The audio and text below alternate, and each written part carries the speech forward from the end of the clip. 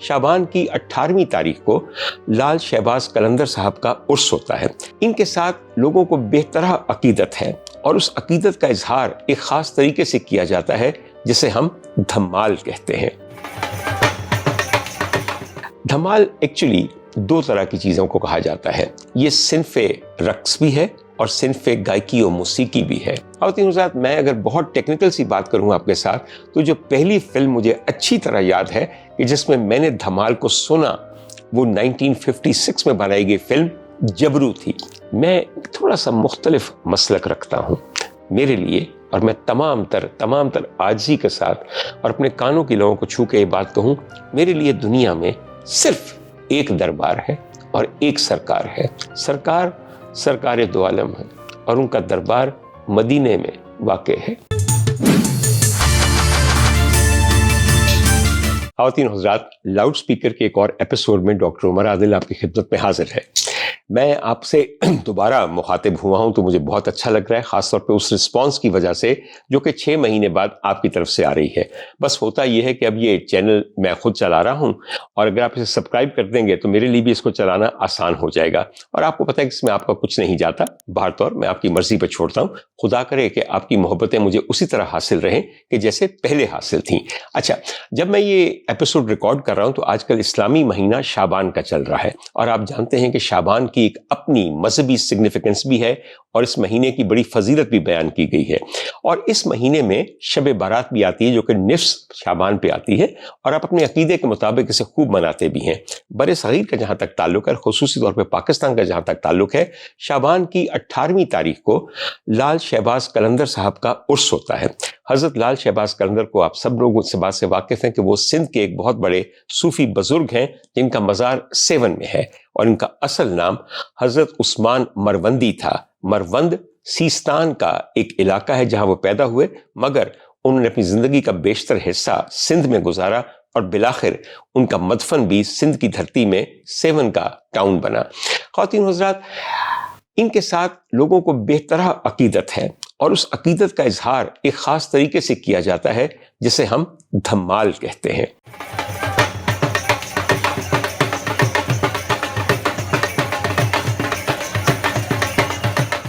آج کا میرا ویلاگ دھمال کے بارے میں ہے۔ نہ میں اس قابل ہوں کہ میں کسی بہت بڑے روحانی بزرگ کے بارے میں کچھ کہوں، میرے لیے صرف وہ جائے احترام ہیں، اور میں ان کے لیے واقعی یہ کر سکتا ہوں کہ ان کے لیے فاتح پڑھوں اور ان کی کسی اچھی تعلیم پہ عمل کروں، اور اس کے علاوہ ان تمام لوگوں کی قدر و عزت کروں جو کہ ان کے ماننے والے ہیں، کیونکہ ہر شخص کو زندگی اپنے طور پہ اپنے مسلک کے مطابق گزارنے کا مکمل حق ہے۔ تو میں یہاں پہ ذکر کروں گا دھمال کا، وہ اس لیے، اور آپ کو پتہ چل جائے گا کہ کیوں، اور میری زندگی میں دھمال میں کیا کیا چیزیں پیش آئیں۔ دھمال ایکچولی دو طرح کی چیزوں کو کہا جاتا ہے، یہ صنف رقص بھی ہے اور صنف گائکی و موسیقی بھی ہے۔ یعنی کہ دھمال ڈالا بھی جاتا ہے جو کہ رقص ہو جاتا ہے، اور دھمال گایا بھی جاتا ہے جو کہ صنف گائکی ہو جاتا ہے۔ جہاں تک دھمال ڈالنے کا مقصد ہے تو وہ ایک عجیب و غریب فرینزیڈ فرور ہے، پورا جسم پاؤں کی تتکار کے ساتھ بار بار پاؤں آپ زمین پہ مارتے ہیں اور والہانہ وجد میں آ کے ایک رقص کرتے ہیں، جسے کہتے ہیں کہ دھمال ڈالا جا رہا ہے۔ اور یہ دھمال آپ کو اکثر سیون میں لال شہباز قلندر کے مزار کے احاطے میں اور ان کے صحن میں نظر تو آتا ہی ہے، مگر میرے خیال میں دنیا میں بیشتر مقامات پہ بھی یہ ہوتا ہے۔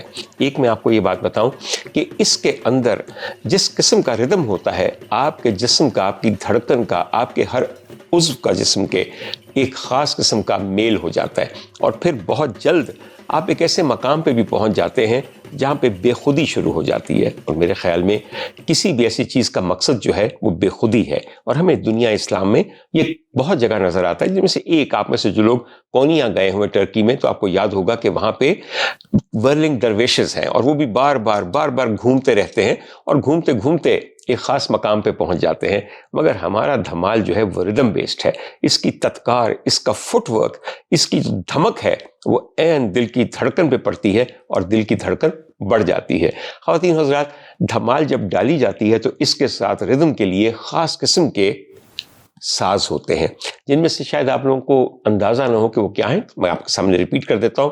ایک ہے آپ کا نوبت. نوبت ایک بہت بڑا ڈرم ہوتا ہے جس کو یوں 2 ڈرم سٹکس سے بجایا جاتا ہے، نوبت بجائی جاتی ہے. اس کے علاوہ نقارہ ہوتا ہے، اس کے علاوہ نردنگ ہوتا ہے، اور پھر جو گھنگرو بندے ہوئے ہیں رقاص کے پاؤں میں اور اس کے اینکلز میں، وہ اس کے اندر وہ چھنک پیدا کرتے ہیں جو ان تمام ردمک اور ان تمام انسٹرومنٹس کے حسن کو 4 چاند لگا دیتے ہیں. مگر آج کا ہمارا موضوع جو ہے وہ دھمال وہ ہے جو کہ صنف موسیقی اور گائکی ہے. خواتین حضرات، دھمال اتنا پاپولر ہے کہ اسے ہر شکل میں ہمارے زندگی میں شامل کیا گیا ہے. ہمارے ہاں دھمال جو ہے وہ ایک فوک چیز بھی ہے، دھمال ایک مذہبی چیز بھی ہے، اس کے علاوہ قوالی میں بھی دھمال کو شامل کیا گیا، اور بالآخر ہمارے ہاں راک میں بھی دھمال کو شامل کیا گیا. مگر ایک بہت پاپولر چیز وہ دھمال ہیں جو ہماری فلمی موسیقی میں شامل کیے گئے. آج ہم بات کریں گے کہ کس دور میں دھمال کب اور کہاں فلمی گیت کے قالب میں ڈھلا اور اسے میس پاپولیرٹی ملی. خواتین حضرات، میں اگر بہت ٹیکنیکل سی بات کروں آپ کے ساتھ، تو جو پہلی فلم مجھے اچھی طرح یاد ہے کہ جس میں میں نے دھمال کو سنا، وہ 1956 میں بنائی گئی فلم جبرو تھی. میں 1956 میں نہیں پیدا ہوا تھا، میں تو 1856 میں پیدا ہوا تھا. اس لیے بالکل گھبرائیے نا کہ میں اس وقت پیدا ہوا تھا یا نہیں ہوا تھا.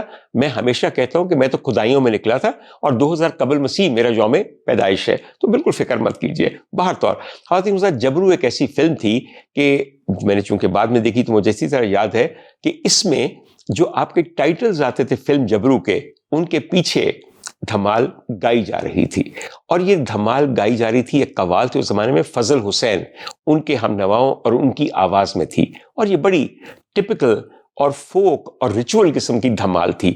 مجھے جبرو کے بارے میں 2 چیزیں یاد ہیں، اور وہ ایک تو یہ یاد ہے کہ جس موسیقار کو یہ صحرا پہلی دفعہ بندھا ان کے سر پہ کہ انہوں نے دھمال کو فلم میں شامل کیا، ان کا نام جناب عاشق حسین صاحب تھا. عاشق حسین صاحب کا تعلق ایک بہت بڑے موسیقی کے خانوادے سے تھا، اور انہیں یہ اعزاز حاصل ہے کہ انہوں نے جبرو میں پہلی بار دھمال کو آرکیسٹریٹ کر کے گوایا. دوسری بات جو مجھے جبرو کی بہت پیاری لگتی ہے وہ یہ ہے کہ میری ایک عزیزہ ہیں جن کی میرے دل میں بے پناہ عزت ہے، اور میری نظر میں وہ اس وقت ہماری سب سے عمر رسیدہ، سب سے سینئر فلمی ہیروئن ہے، جو اللہ کے کرم سے آج بھی زندہ ہیں. خدا تعالیٰ ان کو صحت دے. ان کا نام ہے میڈم یاسمین. میڈم یاسمین 56 میں جبرو کی ہیروئن تھی اکمل صاحب کے ساتھ، اور اب بھی وہ اپنے میاں سید شوکت حسین رضوی صاحب کے اسٹوڈیو شاہنور اسٹوڈیو کے اندر بہت آسودگی کے ساتھ اپنے بیٹوں کے ساتھ زندگی گزار رہے ہیں. میں ان کو سینئر اس لیے کہتا ہوں کہ وہ پہلی فلم جس میں نے میڈم یاسمین کو دیکھ کے پہچانا تھا، اس کا نام تھا دل لگی. دل لگی کی جو شوٹنگ ہے وہ شروع ہوئی 1944 میں، اور یہ تقریباً 1-1.5 سال بعد ریلیز کی گئی. دل لگی کے اندر جو مرکزی کردار تھا وہ تو سریا بیگم کا تھا. جی ہاں، آپ میں سے وہ لوگ جو سینئر ہیں وہ جانتے ہوں گے، یہ سریا بیگم وہی قطالہ عالم تھیں جن کے بہت سارے معاشقوں کے قصے ہم لوگ سنتے رہے، دیوانند صاحب کے ساتھ اور گریگری پیک کے ساتھ، مگر وہ کنواری ہی فوت ہو گئی، یا کم از کم اکیلی فوت ہو گئی. اور اس کے جو ہیرو تھے وہ شیام صاحب تھے. شیام صاحب کے بارے میں بھی آپ لوگ سب جانتے ہیں کہ جوان عمری میں فوت ہو گئے. لمبے تڑنگے آدمی تھے، تڑنگے اتنے نہیں تھے، لمبے زیادہ تھے. اور ان کی بیٹی ساحرہ کاظمی اور ان کے داماد راحت کاظمی، اور پھر ان کے بیٹے یعنی کہ ان کے نواسے علی کاظمی آج تک فلموں سے متعلق ہیں یا ڈراموں سے متعلق ہیں. یہ فلم دل لگی جو ہے، آپ سوچیے ذرا، 1946 میں ریلیز ہوئی تو تب بھی میڈم یاسمین ہیروئن تھی، اور آج 2025 تک آپ دیکھ لیجئے کہ یہ تقریباً کوئی 80 سال ہونے والے ہیں. تو for 80 years this lady was continuously working in movies really. اب تو بہت عرصے سے ریٹائرڈ ہے، مگر she lives in the studio of her husband.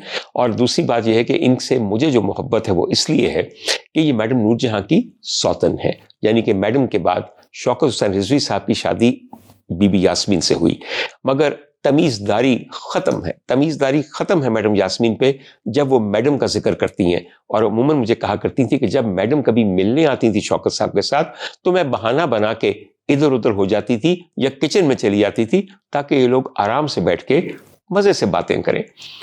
Actually یہ تو میڈم یاسمین کی تمیزداری ہے نا.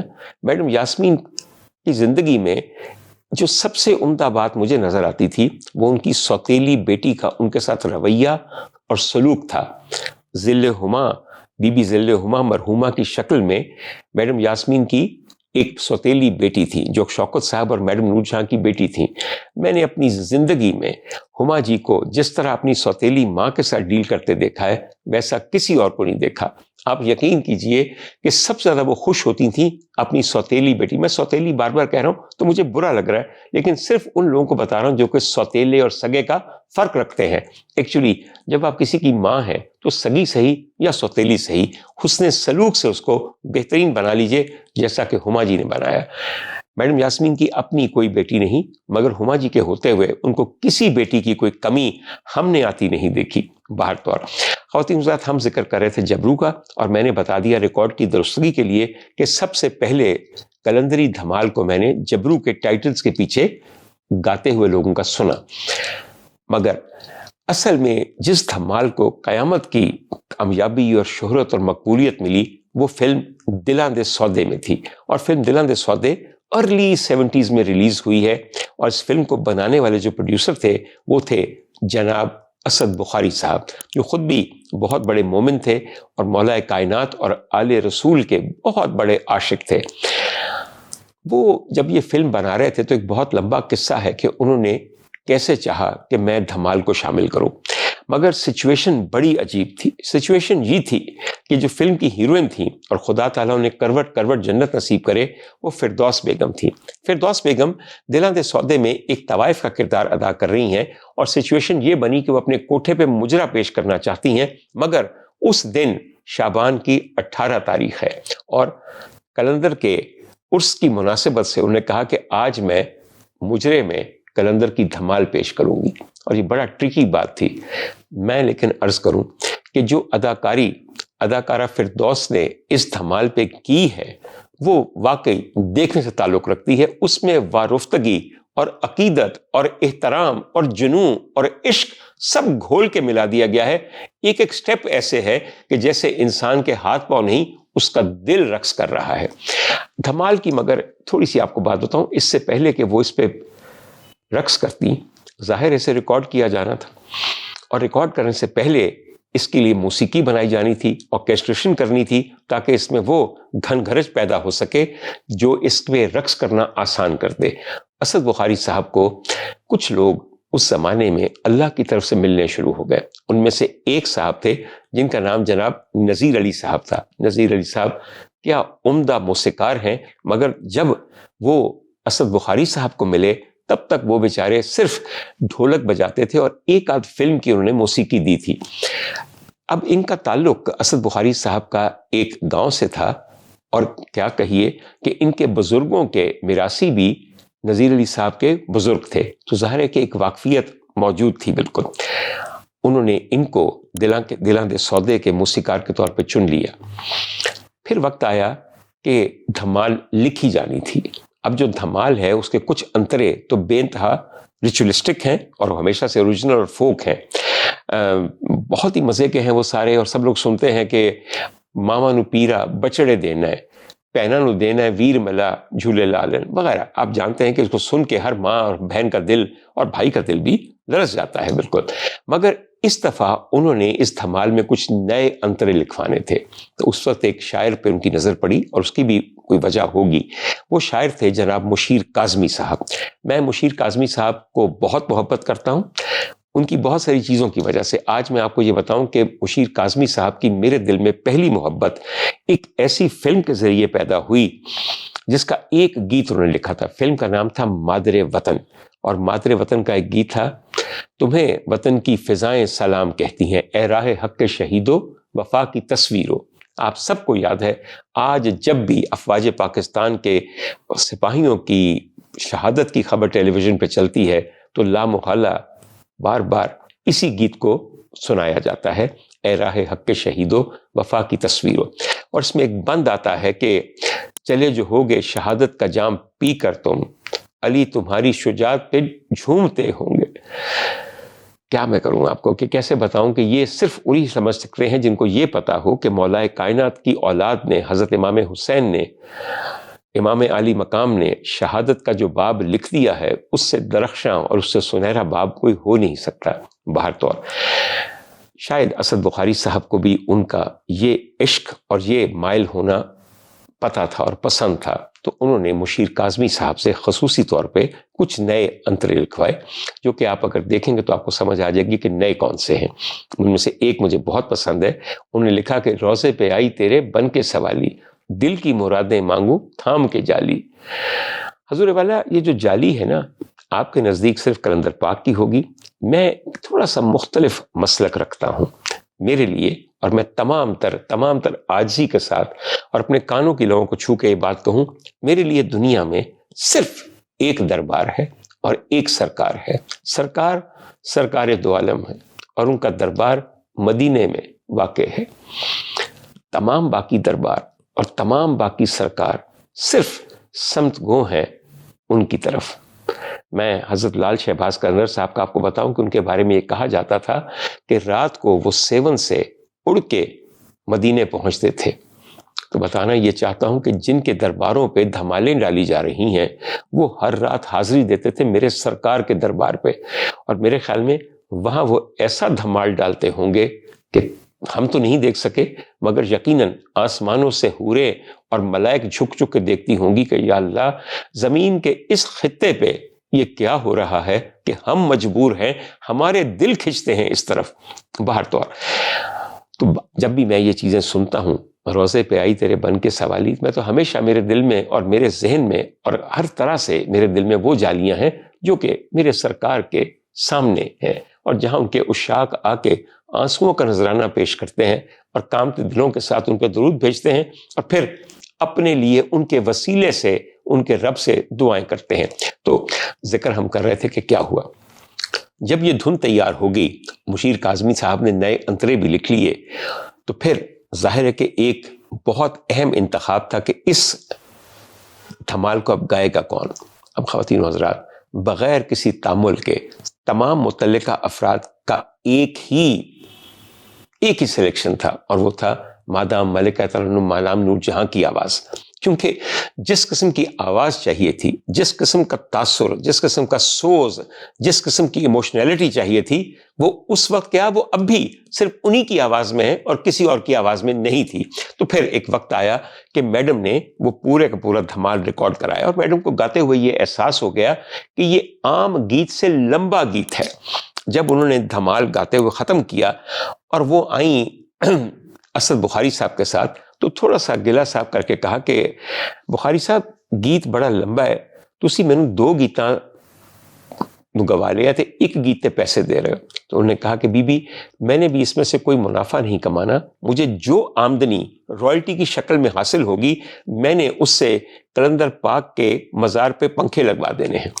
میڈم نے ایک نظر ان کو دیکھا تاکہ آنکھ لیں کہ کیا وہ سچ بول رہے ہیں، اور اس کے بعد انہوں نے اشارہ کیا اپنے ملازم سے کہ میرا بیگ لے کر آؤ۔ بیگ میں کانٹریکٹ پڑا ہوا تھا جس پہ رقم تھی اور پھر رائلٹی کا لکھا ہوا تھا۔ میڈم نے وہ کاغذ نکال کر 2 ٹکڑے پھاڑ کر اسد بخاری صاحب کے ہاتھ میں پکڑا دیا اور کہنے لگے کہ جڑی میرے حصے دے پیسے بنن گے، جڑی میری رائلٹی آئے گی، وہ تسی میرے ولوں 7 دے جا کے کلندر پاک دے مزار دے اوتے واٹر کولر لگوا دیا جائے۔ میں خواتین حضرات آپ کو یہ بات کروں، واٹر کولر لگوانا سندھ کی تپتی ہوئی گرمی کے اندر ایک نعمت ہے، ایسی نعمت ہے کہ جو صدقہ جاریہ کی طرح ہے، اور مجھے یقین ہے کہ اگر میڈم نے اپنی زندگی میں اپنی آمدنی سے وہاں پہ واٹر کولر لگوائے تھے تو اس کا بدلہ ان کے رب نے انہیں شاید حوض کوثر پہ دینا ہو۔ یہ میرا خوش گمان ہی صحیح، آپ میں جن کو اعتراض ہے وہ کر لیجئے، آپ کو حق کوئی نہیں ہے کہ آپ یہ بتا سکیں کہ کس کی پیاس حوض کوثر پہ بجھے گی اور کون وہاں محروم رہ جائے گا۔ تو یہ فیصلے اسی پہ رہنے دیجئے جس کو قدرت ہے یہ فیصلے کرنے کی۔ بہر طور خواتین حضرات، یہ ریکارڈنگ بھی ہو گئی۔ ریکارڈنگ کے بعد آپ کو میں نے بتایا کہ فردوس بیگم نے اس پہ غضب کا رقص کیا۔ آپ میں سے وہ تمام لوگ جنہوں نے نہیں دیکھا ہوا یوٹیوب پہ جا کے دیکھیں، دلاں دے سودے میں بی بی فردوس بیگم کا رقص۔ بی بی فردوس نے کچھ ایسا دل سے یہ سب کام کیا کہ میں اس کی بھی آپ کو وجہ بتاتا ہوں کہ کیا ہوا۔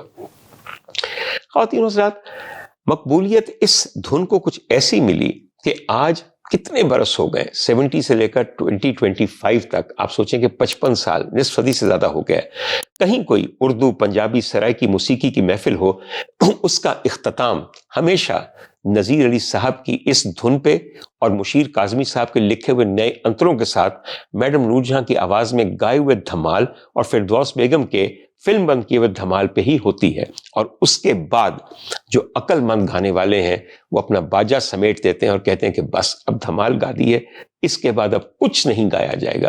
اور تمیزداری بھی یہی ہے کہ جس قسم کی چیز گا دی گئی ہے اس کے بعد اب کس کا ذکر کرنا اور کیا ذکر کرنا. خواتین حضرات, اس سے محفل میں برکت بھی پڑ جاتی ہے اور جو محفلوں میں خرافات ہو رہی ہوتی ہیں مجھے لگتا ہے کسی حد تک ان کی بھی معافی ہو جاتی ہے.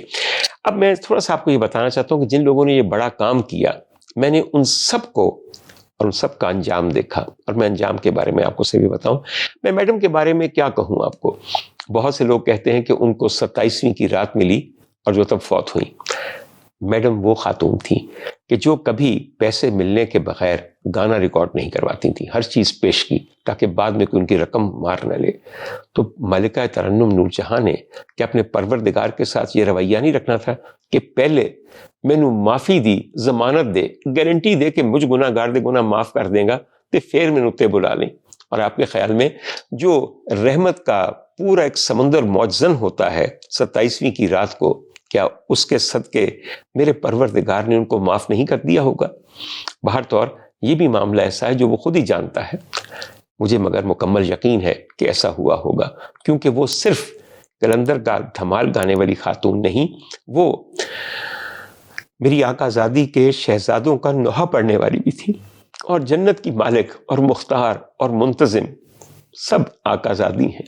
آقا زادی اگر اپنے نوحہ خانوں کو, اپنا پرسہ دینے والوں کو نہیں پہچانتی تو پھر کسی کو نہیں پہچانتی, یہ یقین رکھیے آپ. بہر طور میں عرض کر رہا تھا کہ اس کے بعد میں نے نذیر علی صاحب کو دیکھا کہ میڈم کی دوسری یا تیسری برسی تھی. وہاں پہ نذیر علی صاحب تشریف لائے ہوئے تھے اور وہ دیوار کے ساتھ لگ کے بیٹھے ہوئے تھے اور بڑے ہی مطمئن بیٹھے ہوئے تھے, بہت ہی مطمئن بیٹھے ہوئے تھے. میں بڑا حیران ہوا کہ چپ کر کے بیٹھے ہوئے ہیں, کوئی بات نہیں کر رہے. میں نے, یہ ہما جی کے ہاں میڈم کی برسی تھی, میں نے وہاں بہت عمدہ زردہ پکا ہوا تھا, وہ ایک پلیٹ میں نکالا اور ان کے لیے لے کے گیا. میں کہا ماسٹر جی تسی ہے زردہ کھاؤ. انہوں نے لے لی پلیٹ اور لینا شروع کر دیا. میں کہا چپ بیٹھے ہو, کوئی گل نہیں کرتے. کہتے جی بس یہ بھی دن آنا سی کہ نور جہاں دی برسی تے آ کے روٹی کھانی سی, جن کے ساتھ آپ نے بہترین وقت گزارے ہوں. کبھی سوچا ہوتا ہے کہ ایک دن ان کی برسی پہ بیٹھ کے ہم میٹھے چاول کھا رہے ہوں گے نیاز کے؟ بہر طور میں نے کہا جی آج کل کی کر رہے ہو؟ آگے سے ان کا جواب آیا, ڈاکٹر صاحب آج کل میں انتظار کرنا ہوا. میں کہا کس چیز دا انتظار؟ کہتے جی اگرائی دا. اگرائی ہوتی ہے قرض دی ہوئی رقم کی واپسی, یعنی کہ قرض کو واپس لینے کا وقت, اگرائی کر لی. میں نے کہا کس چیز دی اگرائی؟ کہنے لگے دیکھو جی ہن میرا آخری وقت ہے, میں حشر دہاڑے ایک ہی کام کرنا ہے, اپنی ٹول کی گل چ پا لینی ہے تے تمال دی تون وجایا جانا ہے تے تمال گاندیاں جانا ہے, تے پھر میں ویکھاں گا کہ جو میں زندگی چ کام کیتا ہے میں او دی اگرائی ملے گی کہ نہیں ملے گی, مینوں اجر ملے گا کہ نہیں ملے گا. تو میرے منہ سے نکلا کہ ماسٹر جی بے شک ملے گا, اور کیوں نہیں ملے گا. آپ ذرا سوچیں کہ کیا سوچتے ہوئے سادمی نے یہ دھن بنائی, اور ان کو عقیدت کیسی تھی. حضرت لال شہباز کے اندر سے تو تھی ہی, مگر یہ اصل عقیدت کا جو سرچشمہ ہے وہ میرے سرکار کی ذات ہے. ان کی ذات کے بعد ان کی شہزادی ہے, اس شہزادی کے بعد اس شہزادی کے شوہر ہیں مولا کائنات, اور پھر ان کی آل ہے امام حسن و امام حسین. اگر ان کے وسیلے سے کچھ نہیں ملنا تو پھر کائنات میں کسی کے وسیلے سے کچھ نہیں ملنا. خیر, تو واقعی میں سوچتا ہوں کہ وہ یہ کرتے ہوں گے. اب آخر میں 2-3 باتیں آپ کو یہ میں بتاؤں کہ بی بی فردوس کے ساتھ میری بڑی نیاز بندی رہی. وہ کیا خاتون تھیں, وہ ایک الگ دن کے لیے رکھ لیتے ہیں. مگر میں سوچتا تھا کہ اس عورت کو کس شکل کے اندر میرا مولا نوازے گا اس رقص کے لیے جو انہوں نے دلاں دے سودے میں دھمال پہ کیا. اور یہ عقدہ مجھ پہ اس دن کھلا جب ان کا 40واں تھا. ان کے 40ویں پہ جاتے ہوئے میں فردوس مارکیٹ کی طرف جب میں نے جانا شروع کیا تو ایک دم میرے سامنے لاہور شہر میں بنا ہوا ایک انڈر پاس آیا. اس انڈر پاس کے رائٹ سائڈ پہ فردوس مارکیٹ تھی اور اس کے لیفٹ سائڈ پہ بی بی فردوس کا گھر تھا. یہ دونوں کونے تھے اور درمیان میں انڈر پاس کی پیشانی پہ لکھا ہوا تھا لال شہباز کلندر انڈر پاس. تو پتہ یہ چلا کہ اپنے ماننے والوں کے بالکل قریب ان کی ہمسائیگی میں بزرگ آ بستے ہیں تاکہ ان کی برکت دونوں طرف پڑتی رہے۔ بی بی فردوس جب فوت ہوئی ہیں تو ایک مالدار خاتون تھی، کوئی تنگی، کسی قسم کی اسرت ان کی زندگی میں شامل نہیں تھی، حالانکہ بڑی بڑی تباہی آئی مالی طور پہ۔ بچے ماشاءاللہ بیاہ چکی تھیں، ان کے بچوں کو پال رہی تھیں، پڑھا رہی تھیں، اور ایک بہت ہی مثالی زندگی گزار رہی تھیں۔ مگر یہ جو آخری منظر میری آنکھوں نے دیکھا کہ لال شہباز قلندر انڈر پاس ان کی مارکیٹ اور ان کے گھر کے درمیان ہے، یہ بھی صرف نظر بازوں کے لیے میرے پروردگار کا ایک نظارہ تھا جو دیکھ کر میرا دل باغ باغ ہو گیا۔ خواتین و حضرات، کہنے کی بات صرف یہ ہے کہ ہم جو بھی کام کر رہے ہوتے ہیں ہم نے اسی میں سے آخرت کمانی ہوتی ہے۔ دنیا تو کماتے ہی ہیں، تو آپ کے لیے بھی مشورہ یہی ہے، آپ جو بھی کام کیجئے اس میں کچھ ایسا کر دیجئے کہ جو آخرت میں آپ کے کام آئے۔ صرف اعمال نہیں ہوتے، اس میں عشق کی چاشنی کو شامل کرنا پڑتا ہے، اور جب عشق کی چاشنی کسی اچھے عمل میں شامل ہو جائے تو پھر دیکھیے 2 چند نہیں 100 چند اس کا نتیجہ نکلتا ہے، جیسا کہ ان لوگوں کے لیے نکلتا ہوگا۔ آخر میں آپ کو ایک بات اور بتانا چاہتا ہوں جو مجھے بڑی پسند ہے، اور وہ یہ ہے کہ میڈم نے صرف ایک نہیں کئی کرندری دھمال گائے۔ مجھے ان میں سے 2 فلموں کے کرندری دھمال بڑے پسند ہیں، اور میں ریکمینڈ کرتا ہوں ان کو کہ آپ لوگ سنیں۔ ایک ہے جو کہ آسو باللہ کا دھمال ہے، حسینی لال قلندر، نبی دی آل قلندر، میرے غم ٹال قلندر۔ اور دوسرا کرندری دھمال جو ہے وہ فلم ماں تے ماما میں جو ہے وہ یہ ہے کہ شہباز کرے پرواز تے جانے حال دلان دے، جیوندے رہتے لال قلندر آن ملان گے۔ خواتین حضرات، دونوں کو پکچرائز کیا ہے ایک ہماری ہیروئن نے جن کا نام عالیہ بیگم ہے، اور وہ بھی بہت عمدہ خاتون ہے، مجھ سے چونکہ ملاقاتیں بھی رہ چکی ہیں اس لیے میری بڑی فونڈ میموریز میں وہ شامل ہیں۔ آج کل چکوال کے قریب کسی گاؤں میں رہتی ہیں۔ عالیہ جی یہ گل سنو تو کس دن لاہور آؤ تو مینوں ملو، بہت بہت دل توڑے نال ملن تے کر دے تے دل اداس ہے۔ خواتین حضرات، اس کے ساتھ ہی میں آج کے ایپیسوڈ سے اجازت چاہوں گا۔ آپ لوگ جو کہتے ہیں نا کہ یہ فلمی گیت ہے، تو بھیا نجات کے راستے، مغفرت کے راستے نہ جانے کس کس منزل سے ہو کے گزرنے ہیں اور کہاں سے حاصل ہونے ہیں، یہ نہ میں جانتا ہوں نہ آپ جانتے ہیں۔ خوش رہیے اور مجھے اجازت دیجیے۔ خدا حافظ۔